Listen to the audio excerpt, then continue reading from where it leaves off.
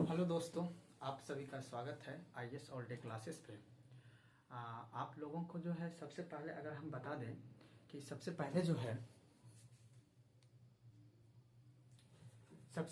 है आप लोगों को पता होगा कि अभी जो है आपको 70वीं बीपीएससी का एग्ज़ाम है। और 70वीं बीपीएससी का जो एग्ज़ाम है ये आपका लगभग 13 दिसंबर को अभी प्रस्तावित है।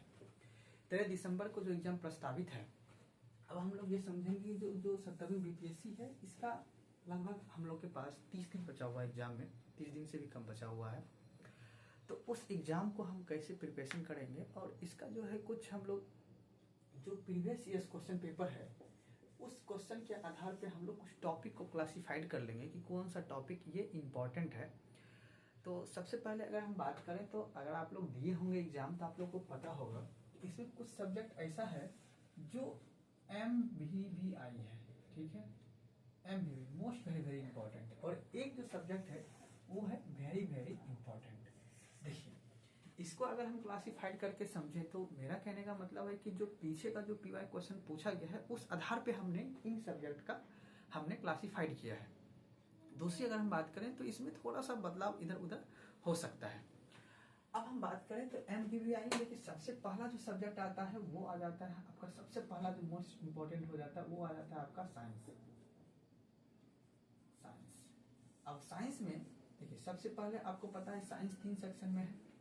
एक फिजिक्स है, ठीक है, और एक क्या है आपका केमिस्ट्री है, और एक आपका क्या है बायोलॉजी है। देखिए अगर फिजिक्स की हम बात करें तो फिजिक्स में जो है सबसे पहला जो आपका टॉपिक पूछा जाता है वो है, सबसे पहला आपका जो क्वेश्चन पूछा जाता है लाइट से रहता है। दूसरा रहता है यूनिट एंड मेजरमेंट से, और इसी में हम लोग जो है तीसरा रहता है आपका जैसे कौन सा अदिश है और कौन सा सदिश है, ये भी सवाल पूछा जाता है कौन अदिश है कौन सदिश है। तीसरा जो सेक्शन रहता है वो आपका, तीसरा सेक्शन की अगर हम बात करें तो वो हो जाता है आपका हीट एंड टेम्परेचर से रहता है, हीट एंड टेम्परेचर से। तो इसी तरह अगर हम बात करें फिर दूसरा जो है वो आपका हो जाता है, नेक्स्ट जाता है इलेक्ट्रिसिटी से आ जाता है, इलेक्ट्रिसिटी से आ जाता है। और लास्ट में जो है आपका पड़ जाता है मैटर ऑफ प्रॉपर्टीज के बारे में। तो ये आपका टॉपिक का पूछने जैसे लगभग जो है अगर हम बात करें 39वीं से, यानी लगभग जो है आपका 39वीं से लेके हम लोग 69 तक अगर देखें तो लगभग लाइट से लगभग 30 सवाल, यानी 20 से 25-30 सवाल पूछा गया है। तो उसी क्रमबद्ध में हम आपको समझा दिए हैं, लाइट है, वेव, यूनिट एंड मेजरमेंट है, अदिश और सदिश हो गया, हीट एंड टेम्परेचर हो गया, इलेक्ट्रिसिटी हो गया, मैटर ऑफ प्रॉपर्टीज हो गया। उसके लास्ट में जो है कभी कभी आपको एक जो है क्वेश्चन साउंड एंड वेव से भी देखने को मिल जाता है कि साउंड एंड वेव क्या होता है, साउंड एंड वेव के बारे में भी देखें। अब बात करें केमिस्ट्री का, तो केमिस्ट्री में है सबसे बेस्ट इंपॉर्टेंट, आप लोग जानते भी होंगे, acid and base. Acid and base, ये acid and base short subject है, इससे जो है आप लोग को लगभग सवाल देखने को मिल जाता है। दूसरा रहता है metal and non metal. Metal and non metal के बारे में सब्जेक्ट रहता है, यानी जैसे कि मान लेते हैं जैसे पूछ देता है कौन सा मेटल है कौन सा नॉन मेटल है, उस मेटल का क्या यूज है, उसका क्या प्रयोग किया जाता है, इस तरह का सवाल जो है आपको मेटल और नॉन मेटल से आपको देखने को मिल जाता है। तीसरा अगर हम बात करें तो तीसरा आपका रह जाता है, इसी में हम लोग पॉल्यूशन को भी देख लेंगे, यानी इंपॉर्टेंट गैस। इंपॉर्टेंट गैस जो होता है जैसे कार्बन से क्वेश्चन पूछा जाता है, मीथेन से भी क्वेश्चन पूछा जाता है, ठीक है। उसके बाद जो है ग्रीन हाउस गैस के बारे में भी सवाल पूछा जाता है। तो केमिस्ट्री में हमें जो है एसिड बेस सॉल्ट हो गया, मेटल नॉन मेटल से हो गया, जितने भी मेटल नॉन मेटल है उसमें से कुछ इंपॉर्टेंट है उन सभी से सवाल, जैसे हाइड्रोजन वगैरह से हो जाता है, ऑक्सीजन वगैरह से भी हो जाता है। उसके बाद पॉल्यूशन से कार्बन वगैरह से, मीथेन वगैरह से, उसके बाद ग्रीन हाउस गैसेस, इन सभी से सवाल देखने को मिल जाता है। अब देखिए उसके बाद आता है आपका बायोलॉजी। बायोलॉजी में सबसे मोस्ट इंपॉर्टेंट है आपका विटामिन। विटामिन दूसरा है आपका रोग, डिजीज, ठीक है। अब तीसरा हो जाएगा आपका हो जाएगा मान लेते हैं इवोल्यूशन एंड बायोडाइवर्सिटी, यानी कि आप इसे जो एक तरह से विटामिन रोग हो गया, ब्लड से भी सवाल पूछा जाता है, ब्लड से भी जैसे एक ह्यूमन फिजियोलॉजी चैप्टर है, ह्यूमन फिजियोलॉजी में आपने पढ़ा होगा सर्कुलेटरी सिस्टम यानी ब्लड सर्कुलेटरी सिस्टम। तो ब्लड सर्कुलेटरी रक्त परिसंचरण में जो पूछा जाता है कभी कभी ब्लड के जमने से क्या होता है, ब्लड का क्लॉटिंग कैसे होता है, कौन सा ब्लड ग्रुप जो है मतलब पिताजी और माता का जो ब्लड ग्रुप होता है उसमें पुत्र का कौन सा होगा, तो संभावित किया जाता है। तो इन तरह का सवाल जो है आपका ब्लड ग्रुप से पूछा जाएगा, फिर डिजीज से हो जाएगा, विटामिन से हो जाएगा। नेक्स्ट जो है, नेक्स्ट अगर हम आपको बात करें, नेक्स्ट आ जाता है रूट वगैरह से, जैसे जो जड़ होता है प्लांट एंड रूट से सवाल भी देखने को मिल जाता है, इनसे भी सवाल आपको देखने को मिल जाता है। ठीक है, इस तरह से। उसके बाद लास्ट में है आपका एक दो सवाल आपको मिल जाएगा आपका, जैसे कि जेनेटिक्स एंड डीएनए से, जेनेटिक्स एंड डीएनए से भी देख रहे हैं। और लास्ट में जो है सेल चैप्टर से भी एक दो सवाल, एक सवाल लगभग देखने को मिल जाता है। तो मुख्य रूप से आपको इस क्रम में जो है मैंने जो लिखाया है, ये जो है क्वेश्चन जिस तरह से मैंने इसका क्वेश्चन को जैसे मैंने मूल्यांकन किया है उस आधार पे मैंने टॉपिक को बताया है। क्रमशः मैंने जो बुक वगैरह में जो आपका विषय सूची दे रखा है उस तरह से मैंने डिसाइड नहीं किया। जिस तरह से नंबर ऑफ क्वेश्चन का वेटेज है उस तरह से मैंने टॉपिक आपको लिखाया है। तो यहाँ तक में आपका साइंस हो गया। तो ये साइंस आपको समझ लेना है, और साइंस जब समझ लीजिएगा उसके बाद देन जो आपका मोस्ट इम्पोर्टेंट सब्जेक्ट आ जाता है वो आ जाता है आपका कौन सा, मोस्ट जो ध्यान आ जाता है आपका वो आ जाता है आपका जैसे हिस्ट्री वगैरह है। ये MBBI में एक हिस्ट्री भी आ जाएगा आपका, कि हिस्ट्री के बारे में भी आपको अध्ययन कर लेना है।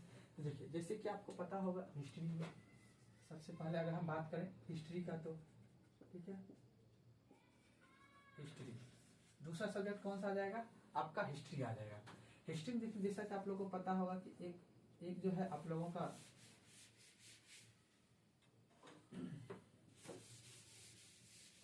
जैसा कि एक आ जाता है आप लोगों का सबसे पहला सब्जेक्ट वो हो जाता है ancient history. Ancient history, ancient देखिए सबसे पहला जो आपका क्वेश्चन बनता है, क्वेश्चन जो पूछा गया है वो रहता है आपका, सबसे पहला जो क्वेश्चन पूछा जाता है वो आपका पूछा गया है, सबसे पहला वो पूछा गया आपका बौद्ध काल से, बौद्ध एवं जैन धर्म से, धर्म से भी क्वेश्चन। दूसरा आपका हड़प्पा सभ्यता, ठीक है। तीसरा आपका आता है मौर्य वंश, ठीक है। उसके बाद आता है गुप्ता वंश। उसके बाद एक इंपॉर्टेंट और है जो कि क्वेश्चन देखने को मिल जाता है, वो है अर्ली मिडिवल हिस्ट्री यानी पूर्व मध्यकाल। पूर्व मध्यकाल से भी क्वेश्चन देखने को मिल जाता है। तो ये हो गया आपका एंशिएंट हिस्ट्री का। और दूसरा अगर हम बात करें मिडिवल का, देखिए मिडिवल में सबसे इंपॉर्टेंट जो पूछा जाता है बुक एंड ऑथर से सवाल पूछा जाता है कि कौन सा बुक किसने लिखा था। मोहम्मद बिन तुगलक अगर जीवनी है तो वो कौन सा पुस्तक में है, बाबरनामा कहाँ पे लिखा गया था, अकबर के द्वारा कौन सा बुक लिखा गया। तो क्रमबद्ध में देखेंगे तो बुक एंड ऑथर है, ठीक है। बुक एंड ऑथर के बारे में पूछा गया है सवाल, ठीक है। तो बुक एंड ऑथर होता है। उसके बाद दिल्ली सल्तनत है, ठीक है।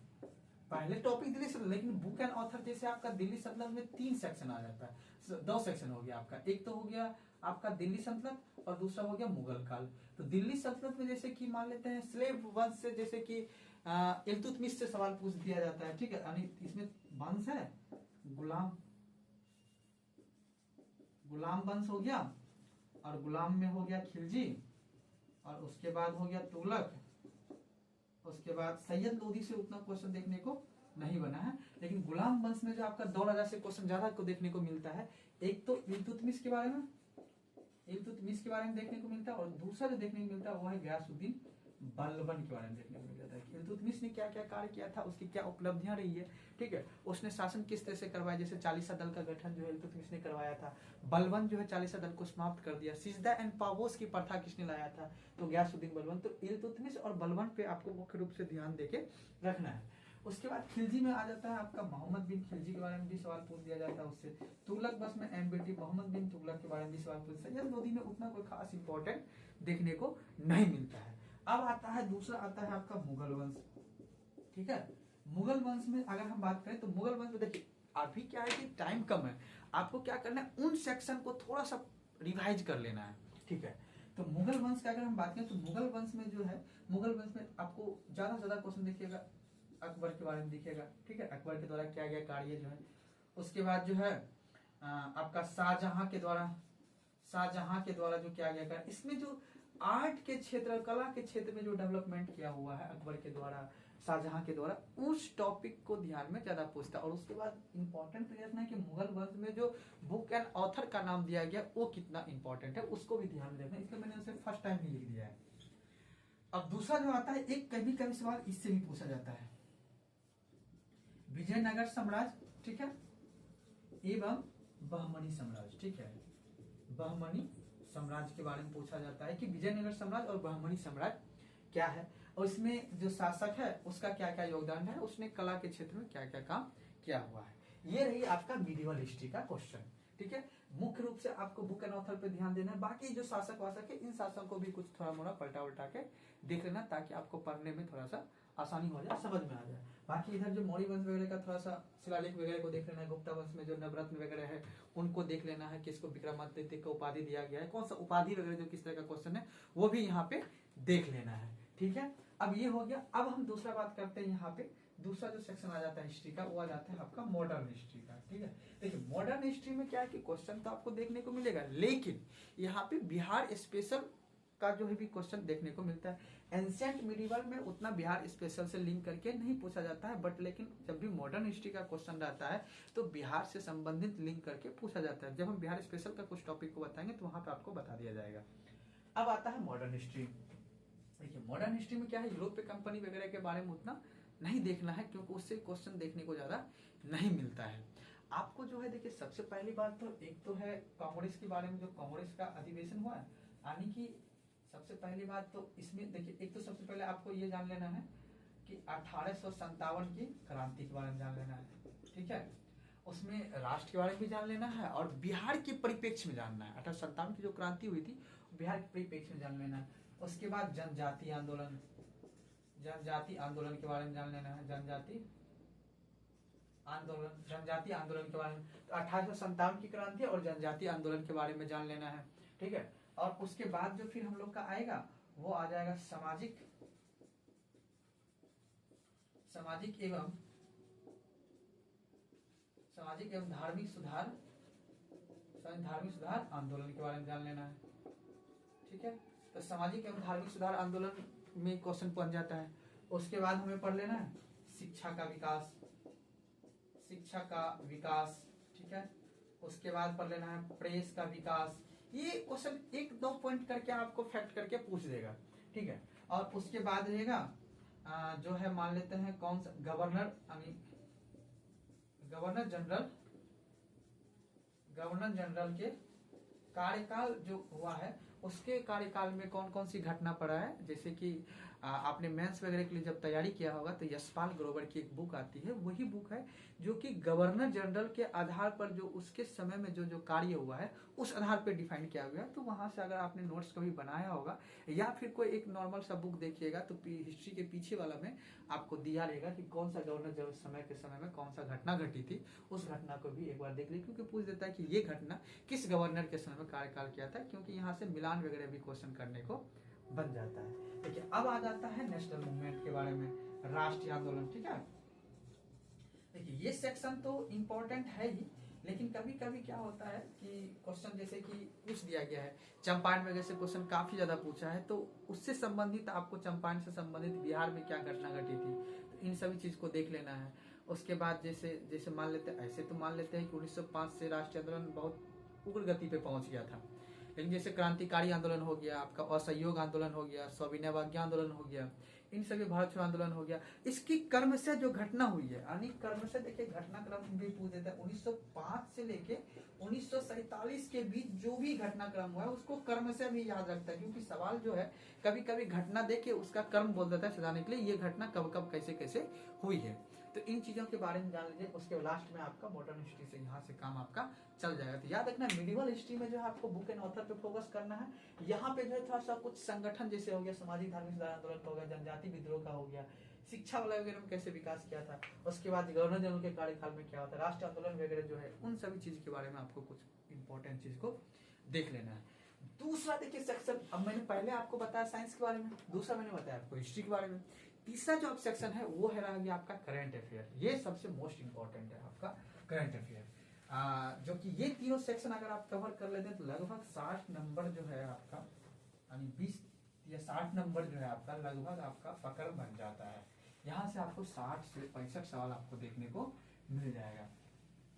तो अब देखिए हम लोग का करंट अफेयर। देखिए करंट अफेयर में देखिए सबसे पहला क्या है कि करंट अफेयर का तो कोई सिलेबस नहीं होता है, लेकिन हम तब पर भी अगर हम PYQ को देखते हैं तो वहां से हमें लगता है कि नहीं नहीं कुछ ना कुछ सवाल यहाँ से अगर हम गौर से समझा जाए, स्ट्रेटजी से पढ़ा जाए, तो शायद आप उस सवाल को टेकल कर सकते हैं।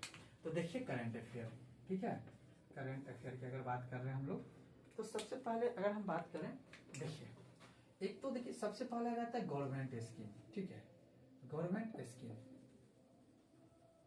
गवर्नमेंट स्कीम को देख लेना है आपको।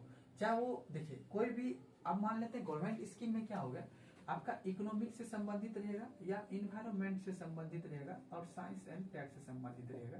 इन तीनों सेक्शन से जो है आपका कोई भी स्कीम लॉन्च किया गया है, या एग्रीकल्चर वगैरह से भी, जैसे इकोनॉमिक्स में जो है मोस्टली जो है आपको एग्रीकल्चर से संबंधित अगर कोई स्कीम गवर्नमेंट ने लॉन्च की है तो उसकी पूछने की प्रोबेबिलिटी ज्यादा बन जाता है हमारे एग्जाम में, ठीक है। और अब देखिए एक तो गवर्नमेंट स्कीम हो गया, दूसरा आ जाता है क्या, जैसे कि मान लेते हैं कि अधिनियम से संबंधित जो एग्जाम, अधिनियम, मान लेते हैं कोई एक्ट, जो कोई बिल जो है, कोई बिल अगर एक्ट जब बन जाता है तो आपको पता है कि कोई भी विधेयक पर जब राष्ट्रपति का हस्ताक्षर हो जाता है तो वो विधेयक अधिनियम बन जाता है। तो जो न्यूज में कोई अधिनियम अगर बना है, कोई कानून नया बना हुआ है, तो वो भी आपका एग्जाम में पूछने का दृष्टि यानी पूछने का चांस बन जाता है। तो एक तो अधिनियम से संबंधित हो गया। अब दूसरा है बीपीएससी का, तीसरा देखिए ये कम इंपॉर्टेंट, मैंने ये इंपॉर्टेंट हो गया, और दूसरा हो जाता है आपका स्पोर्ट्स से, स्पोर्ट्स से क्वेश्चन भी पूछ देता है, खेल से। खेल से तो इम्पोर्टेंट क्वेश्चन तो आपको याद रखना ही, जैसे अभी आपको पता है कॉमनवेल्थ गेम वगैरह हुआ है, ठीक है, तो इन सभी से आपका क्वेश्चन पूछना तो बनता ही है। बाकी एग्जाम में हम लोग देखेंगे, पॉसिबिलिटी बता रहे हैं कि पूछने का चांस ज्यादा बनता है। किसी भी चीज का पता जो है हम कैसे करते हैं, उसके अतीत के आधार पर पता करते हैं कि वर्तमान में वो किस तरह से काम करेगा। तो अगर हम PYQ को देखें तो उस आधार पर इस तरह का टॉपिक निकल के आता है। देखिए अब दूसरा जो टॉपिक आता है वो आता है प्राइज के बारे में। प्राइज, जैसे नोबेल प्राइज वगैरह मिलता है, कोई भी किसी को प्राइज मिला हुआ, नोबेल प्राइज वगैरह जो मिला हुआ है, उस तरह से क्वेश्चन बन जाता है। उसके बाद जो आता है summit and conference, summit and conference से सवाल बन जाता है, यानी कहाँ पे कौन सा समिट, जैसे अभी SCO का समिट हुआ था जस्ट अभी पाकिस्तान में, अपने जो देश के विदेश मंत्री है S जयशंकर साहब, वो गए हुए थे वहां पे। तो अब देखिए वो कौन सा समिट थी, उसकी थीम क्या थी, पाकिस्तान में किस जगह पे हुआ था, ये भी जान लेना है। अपने यहाँ से यानी भारत का नेतृत्व करता SCO में कौन समिट हुआ था, तो हमारे देश के विदेश मंत्री गए हुए थे S जयशंकर साहब। तो ये सभी चीज समिट और कॉन्फ्रेंस से आपको याद रख लेना, या आगामी SCO समिट कहाँ होने वाला, या इससे पीछे कहाँ हुआ था, इन चीज को, जैसे कॉप के बारे में भी पूछ देता है, कॉन्फ्रेंस ऑफ पार्टी जो है उसकी समिट 29वां कहाँ होने वाला है, 28वां कहाँ हुआ था। तो इस तरह का भी सवाल आपको देखने को मिल जाता है। उसके बाद आता है day and theme, day and theme, मान किसी भी चीज का कोई भी थीम वगैरह आपसे पूछ दिया जाएगा, ठीक है, डे एंड थीम, कोई डे अगर इंपॉर्टेंट है तो उसके बारे में पूछा जाएगा, या कोई थीम इंपॉर्टेंट है तो उसके बारे में भी सवाल देखने को बन जाता है। अब देखिए अगर हम बात करें, ठीक है, तो हाँ ठीक है,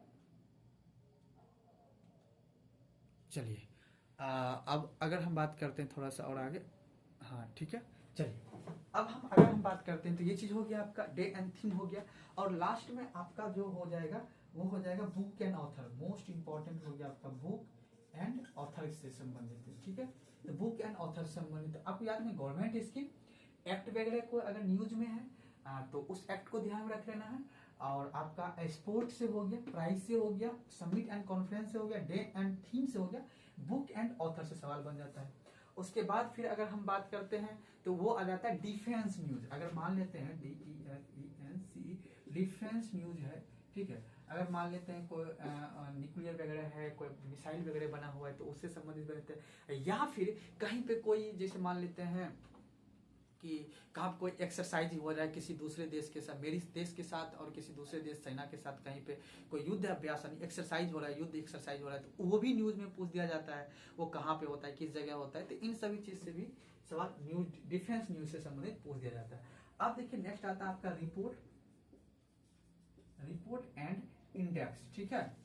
रिपोर्ट एंड इंडेक्स से भी सवाल पूछ जाता है कि नीति आयोग का कौन सा रिपोर्ट है, उसका क्या है नहीं है, ठीक है। जैसे ग्लोबल जेंडर गैप रिपोर्ट पूछ जाता है, कौन जारी करता है, नीति आयोग द्वारा कौन सा, हाल ही में भारत में जैसे आकांक्षी जिला वगैरह, इस तरह से सवाल भी आपको देखने को मिल जाता है। और लास्ट में इन्वायरमेंट संबंधित न्यूज भी रहेगा, नेशनल पार्क वगैरह से सवाल पूछ देगा, आपका टाइगर की संख्या कितनी है ये सब पूछ देगा, आपसे ये पूछ देगा कि ये बताइए वेटलैंड अभी हाल ही में कितना वेटलैंड है, ठीक है। तो इस तरह का सवाल भी आपको पूछ देगा। उसके बाद लास्ट में आ जाएगा आपका विविध में जैसे न्यूज में जैसे मान लीजिए कोई चीज अगर रहा है, किसी का फुल फॉर्म वगैरह याद कर रहा है, फुल फॉर्म वगैरह कर रहा है तो वो पूछ देगा। अगर कोई डांस वगैरह न्यूज में रहा है तो वो पूछ देगा, ठीक है।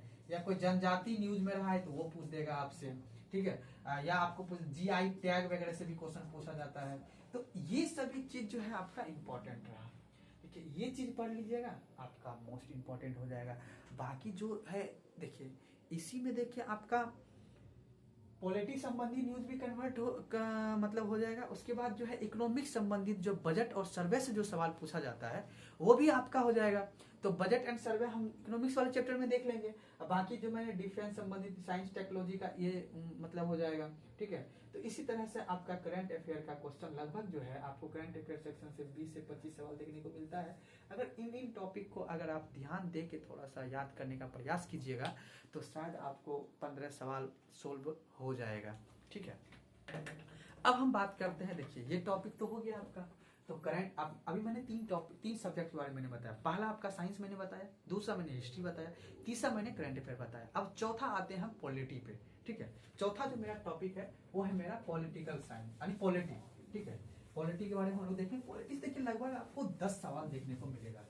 ये जो है एग्जाम, ये जो स्टूडेंट का सबसे आसान सेक्शन होता है, ठीक है। क्योंकि पॉलिटी में स्टूडेंट वगैरह 10 में 10 सही करता है।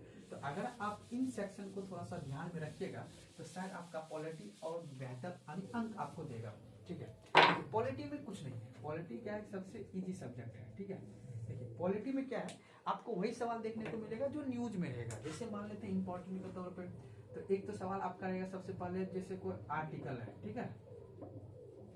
आर्टिकल तो थोड़ा मोस्ट इंपॉर्टेंट आर्टिकल, जैसे फंडामेंटल वाला आर्टिकल को याद कर लेना है, सिटीजन वाला आर्टिकल को याद करना है, सुप्रीम कोर्ट का आर्टिकल को याद कर लेना है, ये सभी पंचायती राज का आर्टिकल को याद करना है, ये सभी इंपॉर्टेंट आर्टिकल हो गया, ठीक है।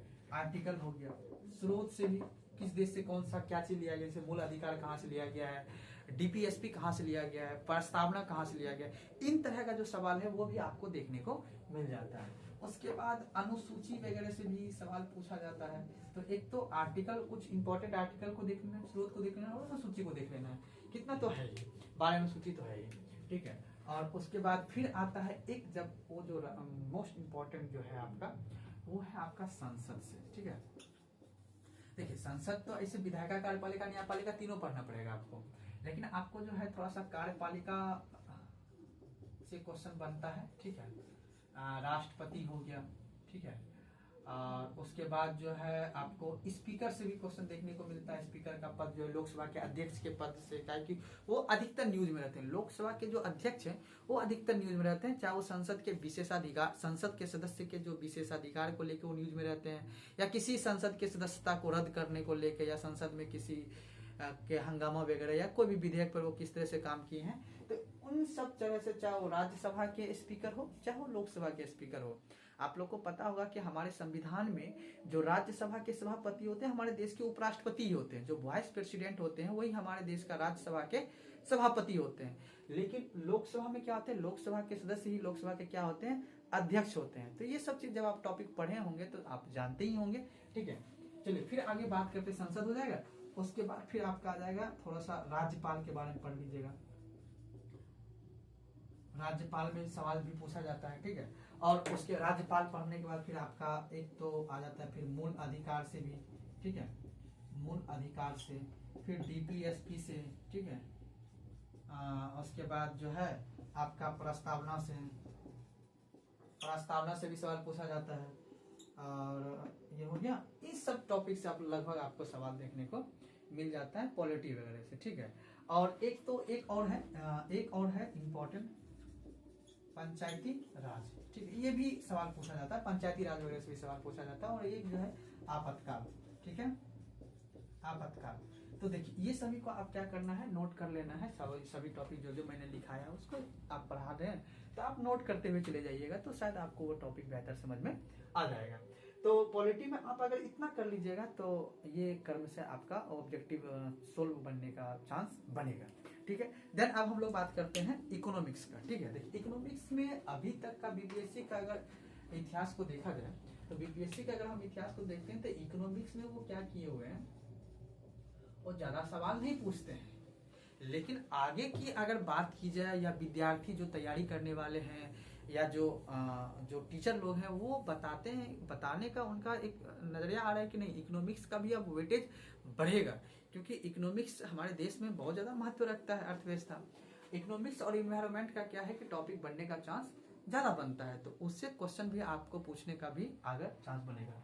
देखिए इकोनॉमिक्स में सबसे पहले जो आपको क्या करना है, एक तो मनी एंड बैंकिंग वाला जो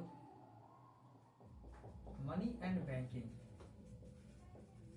ठीक है, उसके बाद एग्रीकल्चर। देखिए जो गवर्नमेंट स्कीम जो मैंने करंट अफेयर में बताया था वो एग्रीकल्चर से ही रिलेटेड रहेगा। अगर आप एग्रीकल्चर को थोड़ा मोड़ा जान लीजिएगा तो उसमें हो जाएगा, लेकिन जैसे एग्रीकल्चर में जैसे रबी फसल कौन कौन से हैं, खरीफ फसल कौन से हैं, नगदी फसल कौन कौन से हैं, ठीक है। रबी फसल जो है उसकी प्रोडक्टिविटी कहाँ कहाँ होती है और खरीफ फसल की प्रोडक्टिविटी कहाँ कहाँ होती है, उसके ग्रोइंग राज कौन कौन सा है, तो इन सभी चीज को अगर जान लीजिएगा तो थोड़ा सा बेहतर हो जाएगा, ठीक है। और उसके बाद तो ये हो गया, उसके बाद दूसरा आपका बजट है, बजट एंड सर्वे पढ़ लेना है, बिहार का भी और इंडिया का भी, ठीक है। तो बजट एंड आपको सर्वे कर लेना है, उसके बाद ये टॉपिक करके उसके बाद तो कुछ नहीं करना है, बाकी थोड़ा एक आध दो इकोनॉमिक्स। देखिए ये आपका टॉपिक जो पीवाईक्यू में देखने का नंबर ऑफ क्वेश्चन ज्यादा बता रहा है, बाकी तो टॉपिक और भी सारे हैं, ठीक है। WTA वगैरह से भी क्वेश्चन पूछते हैं, तो मैंने समिट एंड कॉन्फ्रेंस वगैरह जो टॉपिक बताया है, G20 है, तो जो मैंने करंट अफेयर में जो समिट एंड कॉन्फ्रेंस बताया तो वहां से भी आप उस सवाल को टैकल कर सकते हैं, ठीक है। तो फिर आगे हम फिर अगला सब्जेक्ट को भी हम देखेंगे, वो रहेगा सब्जेक्ट आपका इकोनॉमिक्स, वो सब्जेक्ट रहेगा आपका इकोनॉमिक्स, वो बता दी मैंने। फिर लास्ट आपका एक सब्जेक्ट छूट रहा है ज्योग्राफी और बिहार स्पेशल, ठीक है। तो ज्योग्राफी और बिहार स्पेशल को भी हम लोग देख लेते हैं। तो सबसे पहले हम थोड़ा सा ज्योग्राफी को देख लेते हैं।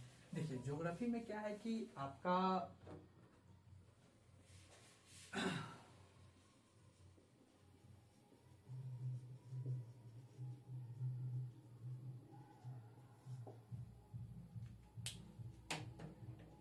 ज्योग्राफी है। अब ज्योग्राफी में जो है सबसे पहले आपको देख लेना, एक तो देखिए इंडियन ज्योग्राफी से तो क्वेश्चन पूछता है, ठीक है, लेकिन इंडियन ज्योग्राफी में वो बिहार ज्योग्राफी को ज्यादा मिक्सअप कर रखता है। देखिए तो सबसे पहले आपको क्या करना है, एक तो थोड़ा सा फिजिकल ज्योग्राफी वाला जो सेक्शन है, ठीक है। फिजिकल ज्योग्राफी में जैसे कि आपका लेते हैं plate tectonics, plate tectonics, plate tectonics हो गया। और एक तो सौर मंडल से भी, ठीक है, सौर मंडल से भी सवाल पूछा जाता है, प्लेट टेक्टोनिक्स हो गया, सौर मंडल से हो गया। और उसके बाद फिर आ जाइए आप लोग इंडियन ज्योग्राफी पे, ठीक है। इंडियन ज्योग्राफी में देखिए सबसे पहले आपका एक तो देखिए इंडियन ज्योग्राफी में जो सवाल पूछेगा ज्योग्राफी वाला सवाल जो रहेगा मिलान करने वाला रहेगा, कि मिलान कीजिए, यहाँ से इस कॉलम को मैच करके इस कॉलम से मैच कीजिए आप। तो जैसे उसमें रहेगा आपको, जैसे मान लेते नदी भी दे दिया जाएगा, पर्वत दे दिया जाएगा, ठीक है, माउंटेन, झील भी दिया जाएगा आपको, ठीक है। और उसके बाद फिर दूसरा टॉपिक खनिज से भी दे दिया जाएगा, ठीक है, उद्योग से भी दे दिया जाएगा आपको। तो ये सभी जो टॉपिक पूछा जाएगा ये आपका मिलान करने वाला रहेगा, यहाँ से आप एक दूसरे को मैच कर सकते हैं, मिला सकते हैं, यहाँ से एक तरह का इस तरह का आपका सवाल यहाँ से बन जाएगा, ठीक है। और एक यहाँ पे छूट रहा है, डैम से भी सवाल बनता है, तो नदी हो गया, पर्वत हो गया, झील हो गया, डैम हो गया, खनिज हो गया, उद्योग हो गया, इन सभी से भी आपको सवाल देखने को मिल जाएगा, ठीक है। तो इतना आपको मुख्य रूप से कर लेना है, तो बाकी टाइम तो बहुत कम है, तो उस हिसाब से आपको बन जाएगा। देखिए उसके बाद देखिए आता है आपका बिहार स्पेशल, ठीक है। देखिए बिहार स्पेशल में सबसे पहले आपको बिहार हिस्ट्री पे डिपेंड करना है, ठीक है। कि बिहार हिस्ट्री में आपको क्या है, तो 1857 की क्रांति से, ठीक है। उसके बाद जो है एक तो आपका जैसे मान लेते हैं कुंवर सिंह हो गया, ठीक है। उसके बाद राजेंद्र प्रसाद हो गया, ठीक है। उसके बाद जो है जयप्रकाश नारायण हो गया। तो इन सभी जो व्यक्ति हैं, इन व्यक्ति की जो भूमिका रही है मॉडर्न हिस्ट्री में, उन सभी चीज को थोड़ा सा अगर आप देख लीजिएगा तो वहां आपको देखने को मिल जाएगा। उसके बाद फिर आप लोग को देखना है बिहार ज्योग्राफी पे। तो बिहार ज्योग्राफी पे अगर काम कीजिएगा तो बिहार ज्योग्राफी का भी आपका जो है, आपका जैसे मान लीजिए बिहार में जो फ्लड वगैरह जो आती है, बाढ़ वगैरह आती है, वो कौन सी नदियों में ज़्यादा बाढ़ आने की संभावना। जैसे आपको पता है कि बूढ़ी गंडक नदी जो है बिहार में तीव्र गति से बाढ़ लाता है। कोसी नदी यानी अगर बात करें उत्तरी बिहार साइड में जो है, उत्तरी बिहार नहीं पश्चिमी बिहार साइड में अगर बात करें तो वो आपका बूढ़ी गंडक नदी आ जाता है, क्योंकि वो तीव्र गति से बहाव करती है। बाकी अगर उत्तर में ही पूर्वी बिहार की अगर बात करेंगे तो कोसी नदी का आता है। तो दक्षिणी में उतना बाढ़ तो आती नहीं है, बिहार के उत्तर में।